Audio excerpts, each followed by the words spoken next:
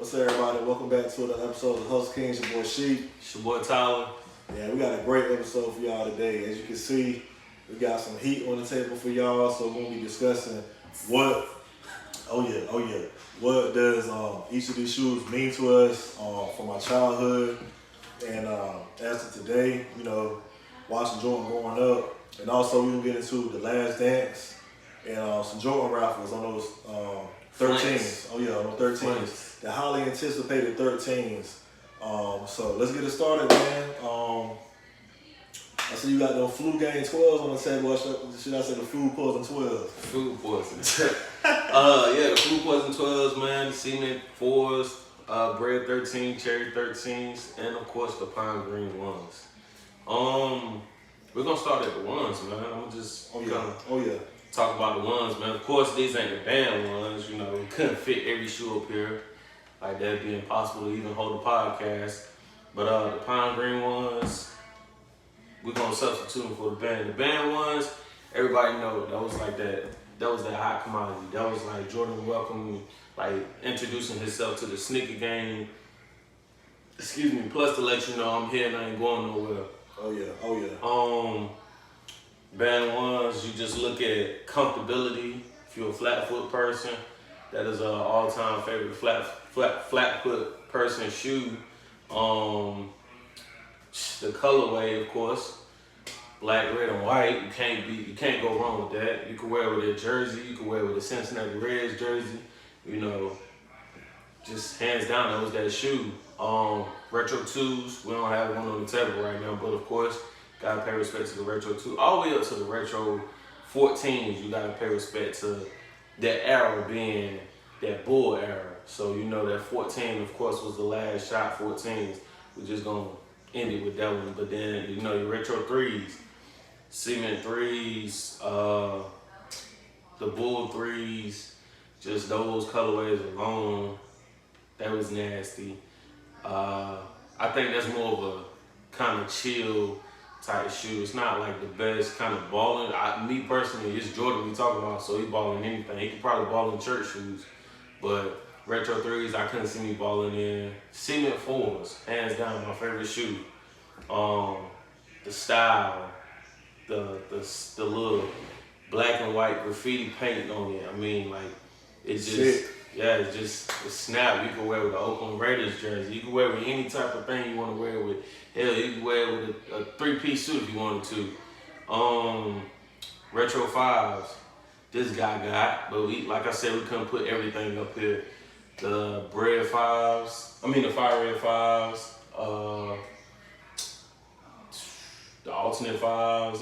Like any type of 5, the Laney 5s. What was the black Jones called? The black 5s? Those are just like your Raging Bulls. Okay. Your Raging Bull 5s. Like I said, you got so many, bro. Like the Raging Bulls, those was handed down to all red suede 5s. And I ain't talking about them re-release stuff. No, I'm talking about straight 90s. Let's say infrared 6s, white, black. Those was the shoes too. Then you got your 7s, Raptor 7s. The Bordeaux 7s. Everything that's dropped in the 90s. 8s, of course, your playoff 8s. You played in them. 9s. Matter of fact, I should have brought them out too. Yeah. Like I said, we can't fit everything that we have on this table. It is impossible. So we just picked a few out of our closet and just rock with it. But my favorite are the 9s. Yeah. I think that was like the first shoe I ever got as a kid was the Retro 9s. They called them the Space Jam 9s when they re-released them, but the Bull 9s,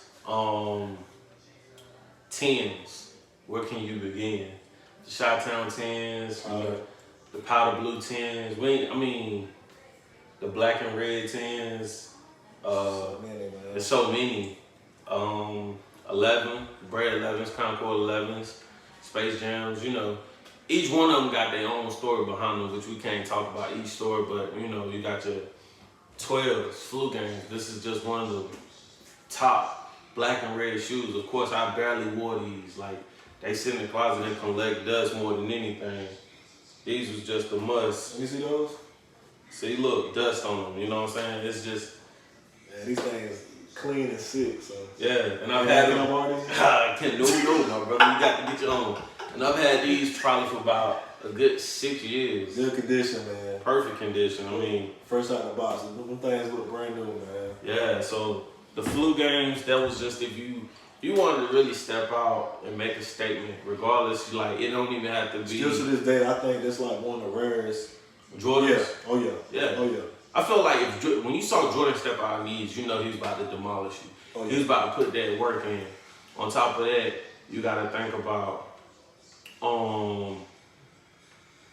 if you step out, you gonna kill the game. I mean, whatever you wore, you know, it didn't even necessarily have to be like a hot exclusive. Like, of course, you know, you got plenty of shoes out here that he did that was just an exclusive. Another one that I will say that is competition with it. You know, you got your cherries and your taxis, but forgot. What is his name? I'm having a brain fart. He played with Sacramento Kings. Mike Bibby. Mike Bibby line, bro, I'm telling you, that is one of the toughest lines ever. Him, Ray Allen, all those PE editions. And when you talking about PE, PJ Tucker is the man to talk about. Oh, yeah, but not to get off track, you know, you got your Bread 13s. These will always be one of the best. I wore mine, of course, you know. They not beat, but I wore them. I wear them on the occasions. My Cherry 13s, you know, like I said, we couldn't fit everything. The Last Shot 14s, they were nasty as well. Either one of them, like, just, that was that sneaker to have growing up. Most definitely, man. Like, I got so many stories with these shoes, man. Just being able to be, you know, part of it was amazing, man. I remember the 13s, the He Got Games, the infamous movie with Ray Allen and Denzel Washington, man. Brings back so many memories. You know, just seeing Denzel wear those, you know, shoes in that movie. Spike Lee always was like, looking out to Jordan, man, and paying homage to Jordan. Yeah, man. That was Mars. Most definitely, man. So I think that was dope.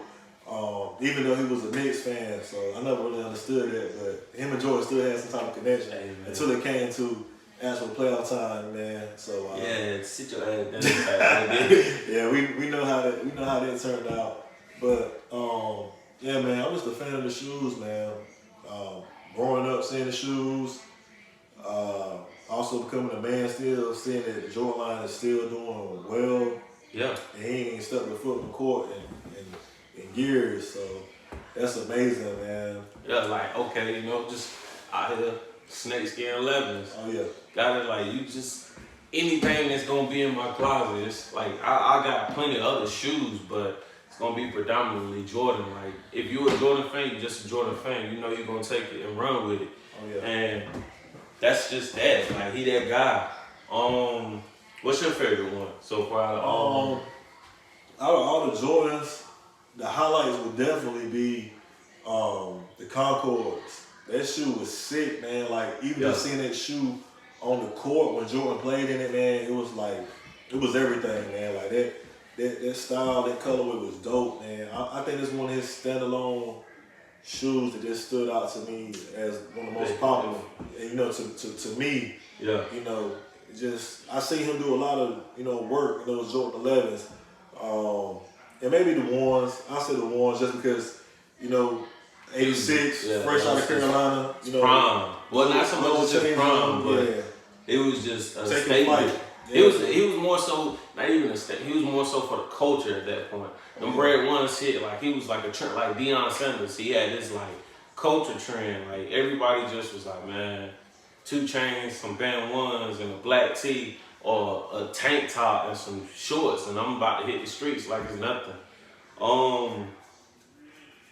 Back to what we were saying though, like Last Dance. Oh yeah, The Last Dance, man. If you didn't catch it, I feel sorry for you. Yeah, it's an amazing documentary.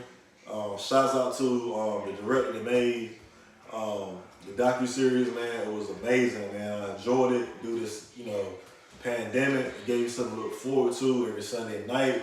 Me and Cajuns, me and Tyler, we hooked up, man. Oh yeah. And we kept like I was at his house, he'd be at my house, cook on the grill, just kick back, drink a little something, drink a little something. Like you had to catch it. If you were an actual Jordan fan, you knew you was gonna watch that Last Dance. And like Sheik said, he touched base on a while back. He had said like, you know, due to the sports not being on because of the pandemic, but you know, that gave every sports person something to kind of hold them through. You know, most definitely. Watch that. So I can't complain about that at all. Yeah, man. You want to get into some of the highlights that stood out to you, or some things you didn't know about Jordan that you know, intrigued you while watching the series, man? Yeah, man. I like the fact that you know, despite him being the GOAT, they took the time to actually like honor each individual player that played with him.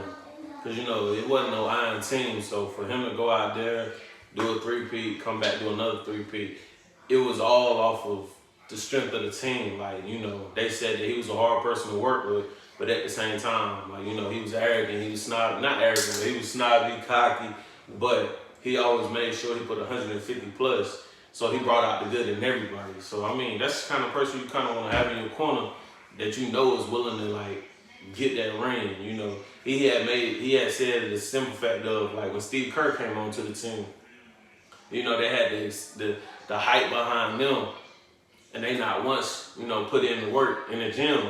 So you can't live off my hype. You can't live off my fame, you know. You got to go out here and make a name for yourself. And when the chance came, you know, Steve Kerr stood up to the plate, and he got that chance to have bragging rights. He got 3 with them. So, and Steve Kerr, people sleep on him. He was that player too. Yeah. Tony Kukoc, yeah. Ron Harper, Horace Grant, Scotty, Rodman. You can't mention defense without mentioning Rodman. Definitely. You can't mention that second man to go to without mentioning Pippen. Like, those guys all played a factor for him to get them rings. But at the same time, like, the league, it's a bunch of controversy behind the league now compared to the league back then. They had I seen, they was talking about, you think Jordan could drop 40 in the league today. You can't compare it. The time frame that Jordan came in, man, it was two different eras. You get pushed. Look at how he had to go against the Bad Boys. Yeah, the Bad Boys, man. I mean, like, you can't compare that. That man still, like, was out there with food poisoning, dropping 20-something points. Like, the calls were always against Jordan. Yeah, he always showed up. Always answered the call. You know, hey, put me in, coach, I'm gonna do what I do. So, to me personally, I think, yeah, he would have dropped 40 points plus a game. Because you got to think about it. He going to either body you or he either just going to get fouled out. Because he won't with no softness. So, most definitely. That's just my opinion. That's on some of the stuff. What about you? Man, where can I start? Jordan, definitely the heart of the champion. The symbol of excellence. Mama mentality times 3. The GOAT of my era.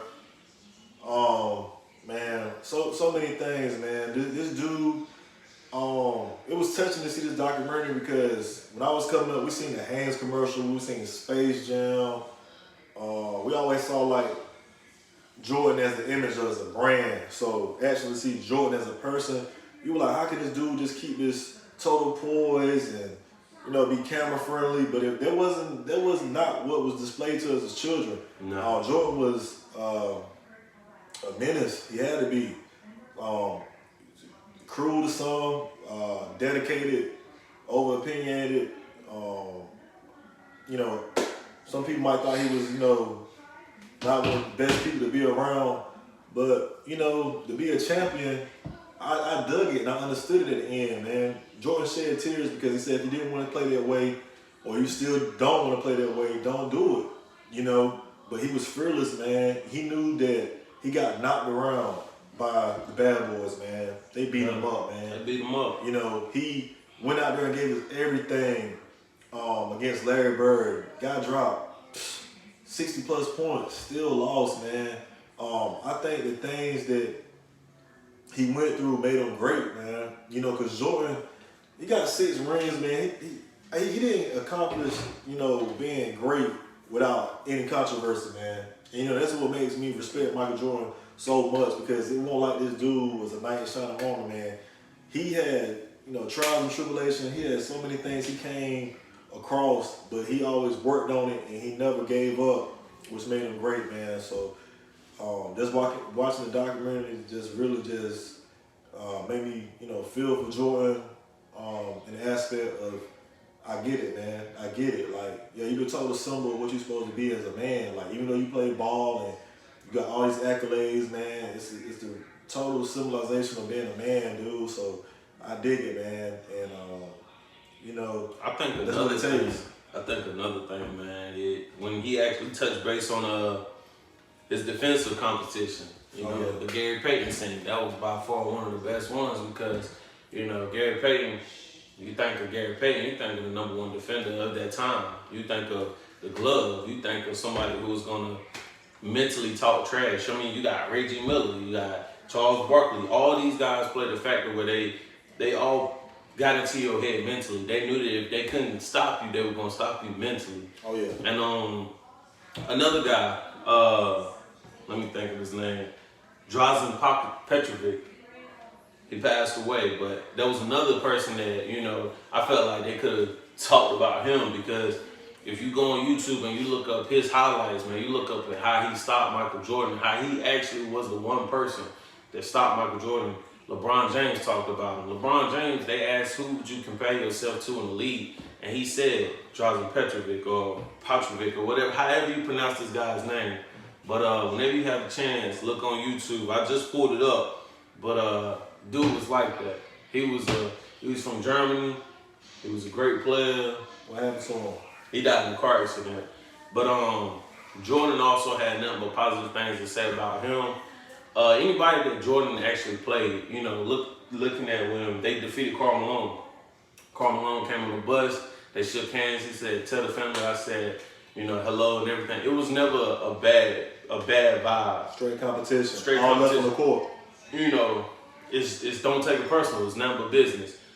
And that's he never crossed those lines. He always let it be clear. You know, I'm here to do my job. I'm here to carry out my legacy. I can't, you know, if you're trying to get in the way, I'm gonna roll tie you. But that's just always been my thing, man. He talked about the players. He talked, you know, like you said, he got an emotional moments. He had a lot of them when they talked about his dad, especially for him being from where we from. We from North Carolina, so that was right outside Fayetteville, dude. Yeah. I never knew that, man. And you know, we ain't but 35, 40 minutes away from Fayetteville, so I mean, it was just a crazy thing. You know, we had a GOAT from the same place where we from, North Carolina. It just go to let you know he's from Wilmington. Small, well, I mean, big now, but small back then. To come out of nowhere and still progress to be something. Went to, you know, Carolina, of course, the best school ever, Tar Heels. Not being biased, but, you know, came from Tar Heels, hit the league at 86. And the thing I liked, when he hit the league, it wasn't no social media, it wasn't no, I mean, you had the TV analysts and everything like that, but he didn't have the hype. LeBron came to the league, he already had that hype. Yeah. Jordan had to make his hype. They doubted him. Then on top of it, he had that selfish ego when he came to the league. He didn't see a team. It took him a while before he realized, I got to make my team be good so I could be good. I think Doug Collins kind of played a factor in that because Michael was always an X factor because he was most athletic on the court. Yeah. But Phil Jackson came in, man, and he taught Jordan how to use your team, man. Use your team. Phil Jackson, man, you gotta pay homage to Phil Jackson, man, because that's a GOAT within itself, man. I mean, anywhere he touched his hands on the team, he made them win championships, man. I mean, so like Phil just told him like, hey, you great, but you can be better. And with you being better, you gotta have that team on your side. So I just feel like he brought the best out of him. Jordan brought the best out of the team. Thanks. So it was just an ongoing cycle. You know, other than that, we just gonna kind of talk about what's one of the biggest stories that you have in regards to getting any type of Jordan merch, jersey, shoes? What is some of the craziest stories that you had to do? Um,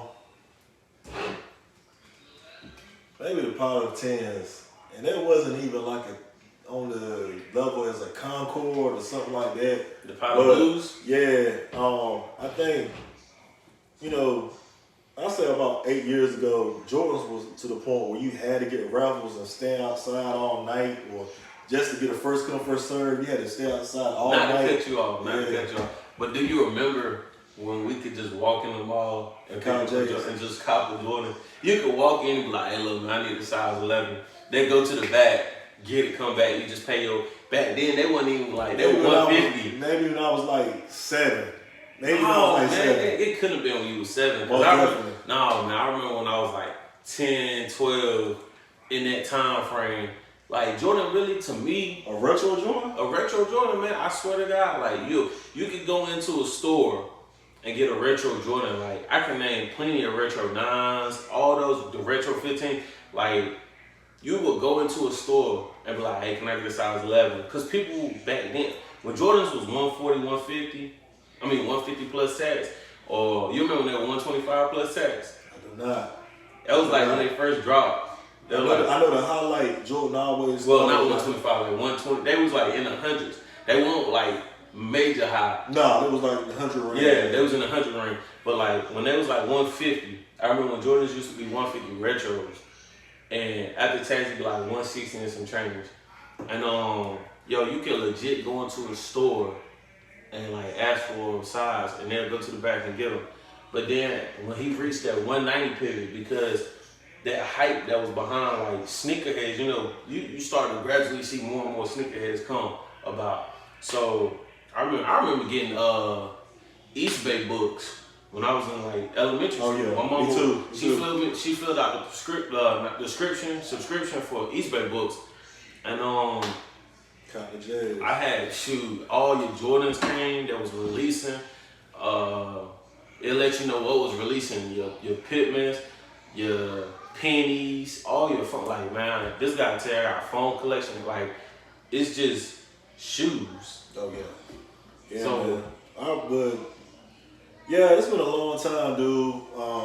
It's been a long time since you've been able to walk into a store and cop Jordans. Yeah. Like for retail, on top of just having the enjoyment of going in and saying, hey man, I'm gonna go cop these new Jordans. I got the money. I think the hype, man. People got killed over James, man. Yeah, that's stupid. Camping. I only count for one Jordan. That was the Power 10 because it was so hard to get Jordans at the time. Like you, like man, this might not be the one I want per se, but I just want a pair of J's, man. And this is all before apps and all this stuff came available. Yeah, man. This was back when it was still contact, like face-to-face contact. You had to go in the mall. You had to wait around. Like, this is before you could get on the app early in the morning. You got about 6 laptop, phone, iPad, everything. That was before that era. So you had to sit out there. You had to wait. But at the same time, there was crowds of people, man. Crowds of people. But at the same time, there was that cultural pivot. Like, you got to go amongst other sneakerheads. You realize in your area that it's other people around you that felt the same vibe as you. So, but you said your Powder Blue 10s. Yeah, Powder Blue 10s, that's just the ones that come to mind right now. Okay. Outside of that, if I caught J's, it was just lucking up and they didn't, sell out. And I walk in and cop my size, man. But it's been a long time since we can go into a retail store and cop some J's comfortably. With the mass production that they can make of them, if you got the money, man, just produce the shoes, But I think it's to keep the hype around it and pretty much. I mean, like now you got people out here that's getting about 4 or 5 pair of shoes. It's that flip era. You can always flip, like resale. That resale era is like, that's like a job within itself. I mean, you got people out here who legit just reselling shoes. They may get 6 pairs, just flip. They know that they're gonna flip the price. You're gonna pay for what you want. And some people who are eligible to pay for what they want, they're gonna spend their money. But I think mine's my hands down, bro. I think the craziest story. I got plenty of crazy stories when it comes to shoes. But the hardest cop? The hardest cop to me was you had to put some work in. Man, there's so many, but I say the Olympic 7s. The Olympic sevens, man. Me and TJ, we went to the mall. We stood in line. He ended up getting them. I didn't, and I had to go call around and do all this extra stuff. And I still ended up having to come out the pocket quite a bit just to even get them. Oh yeah, shout out to the Hustle King man, member TJ, man. Yeah. Shout out to you, boy. He out there getting that dough right now. Oh yeah. Legit. But no, man, no, I say, man, like the Olympic sevens. Another hard one I had to get, man, was my Space Jams. I can see that. My That Space was a Jams. hard cop, man. And I ain't even talk. I'm talking about 2010 release. Were they doing the internet joints then, or the raffle tickets? They was doing. I think Like, it was raffles. it was bro. raffles. That Yeah. was like 2009. Excuse me, 2009. That was the raffles.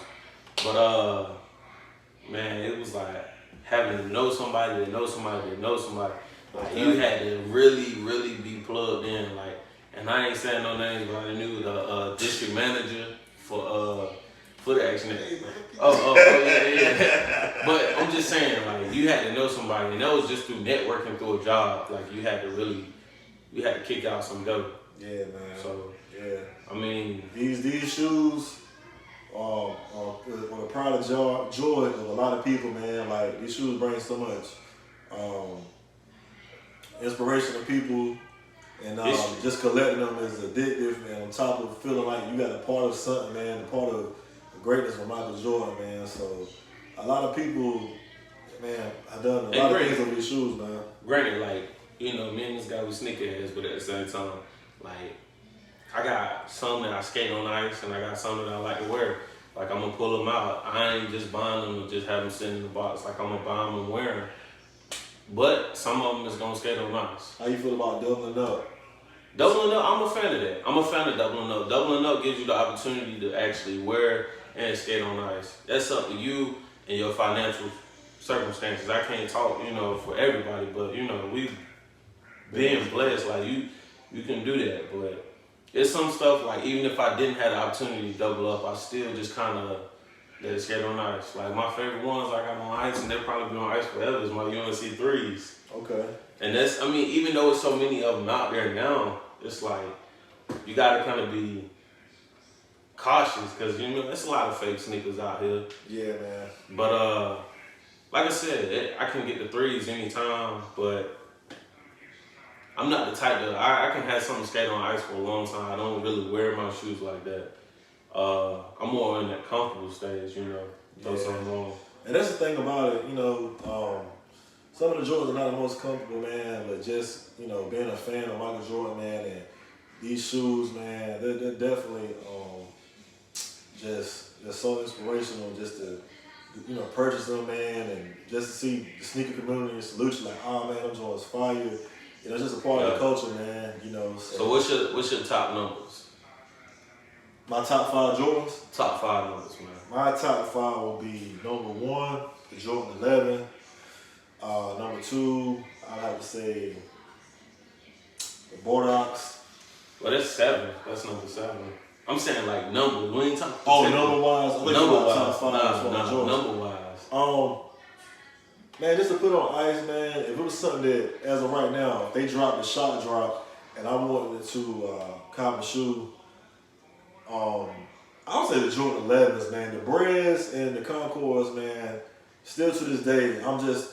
But I'm saying top 5 numbers, like, period. Not even like, not just particular like Bread or Concord, just like 11s in general, 4s in general, 6s. What's your numbers? I would say 11s, Jordan 11s. That's your top 5. That's what about the other 4 though, bro? You gotta have 4 more with them. What you gonna do? You gonna do the 1s? 11s, Concords. That's it. He say okay, but nah, man. What about you, man? Mine top 5, man. I'm gonna say 4s, 12s, 6, 14s. Hold on, how many I just said so far? 4, right? Yeah. And my last one will probably be probably 3s, man. I like the way 3s feel. 3s, like, it's just that tone, man. That ugly, sloppy tone. You could, you know, put some jeans tucked behind the tongue or rocking with shorts. It's just comfortability. The Jordan 1 also is symbolic, man, because, you know, that's So you're going to say 11s and 1s? I'll say 11 and 1s because, you know, it started all in the Holy Grails, man. First shoe that was designed for him, man, so, you know.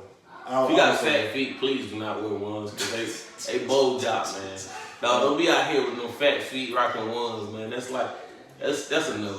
That's a no-go. But hey, whatever you like, man. Yeah, whatever you like. You got so many, man. Just, you know, if you're a fan of Michael Jordan, you know what I'm saying? You know, I'm pretty sure you guys got so many stories as we did, but there's just some of the stories that stood out to us, and, you know, the shoes that. And everybody out there is also trying to get those flints. Me and my man right here, we on that hunt with y'all. So. Oh yeah, let's get into that, man. The 13s are dropping this Saturday. Yeah. Wow. Saturday. Wow. I gotta buy 4 pair. I know them things gonna jump, man. This is a dope colorway, a casual colorway that goes with navy blue. Them things are so clean in my opinion, man. Haven't came out since 2010. 01 and 010 was like the releases on those. The flints, man. I mean, like, I'm gonna take it back. My top 5 probably be at 13. They're not the most, like, I would personally ball in them more than wear them because they come, but that flint, man, that was that game changer, man. I had the UNC 3s back in the day, UNC 13s back in the day too. But this cop this Saturday, if you haven't put in the work already, you might as well get it. Because you're not gonna get them. Most definitely. Like the ones, for instance, the Jordan Royal ones, those things jump, man. Like online, during the pandemic, I didn't even know some retail stores were open. They did as early as Monday as coming in, just calling up and, you know, securing your shoe. So I hop up Saturday morning thinking like, okay, I'm gonna cop the Jordan ones. Get there, guys already got the bags in the hand secured, man. You know, so when it comes to Jordans, even in the pandemic, people are still going crazy over these shoes, man. So I think don't sleep, man. I think I'm kind of like fading away from, like, it's certain ones, like this guy tell you, I'm only real hype over like certain one, like everything that dropped now. I used to be in that era where I wanted this, I wanted everything. And my wife would tell you, like, I used to be every Saturday getting them, but now it's like too hard to cop, man. It ain't even that. It's not even like, I'm just more so, I'm just on my phone positive collection and Air Maxes, man. For them to bring out me, I always been a fan of Air Maxes. So now that them bringing out Air Max 97, I don't even, now, I'm not gonna sit here and say I get every colorway with Air Max 97s, because I don't. I only care about, once again, the OGs, the originals of me growing up, the silvers, the golds, you know, the Air Max 97s. I mean, not 97, 98s, man. The 98 waves, if it's authentic, I'm gonna get it 95s, all those, like the neons, all those originals. That's what I always shoot for. I don't really want the stuff that's like fruity pebble colors and all that. I don't care about none of that. I just care about original. Any penny that is like a pewter, gem green, anything that he brought out back when I was growing up, I'm gonna be like, okay, I gotta have that. That's a must. So I may sit around and linger and not cop every Jordan like I used to, but when it's the ones that I really want, like I said, the Flint 13s, that's something that I had in 2010. I gotta have them again. Matter of fact, I didn't even get mine in 2010. I believe I bought them like 2011. I went on Flight Club and dropped extra dough for them. But well, just man, to have if you're a fan of the shoe, sometimes you don't spend that money. Yeah, you know, the 5s, man, was a hot commodity, man. Those things sold out, man. You know, but with all this being said, please like, comment, subscribe. Let us know in the comments your favorite Jordan. Let us know what you thought of The Last Dance. This is just something we cooked up for y'all, man. It's gonna be a follow-up. Yeah, most definitely. On Flint 13 Saturday. We created the Hustle Kings. Want to create a platform we can touch on things we do every day, things we talk about. You know, you might catch us one day working in the yard, there's some agriculture stuff, man. Next day you might catch us doing a mall vlog. We might be bringing, anything to you, man, that we do on a day-to-day basis, man. So we gladly appreciate you guys, tuning in. We're trying to grow this channel to be, one of the biggest channels on YouTube, man. So we're gonna keep cooking up things for y'all, man. And I'll just stay tuned, man, most definitely, man. You wanna close this thing out, Tyler? Hey, man, I just tell anybody out there, you gotta help yourself before you help anybody, man. Just live by that. Stay focused, stay tuned, and God bless. Cross the Kings, we out.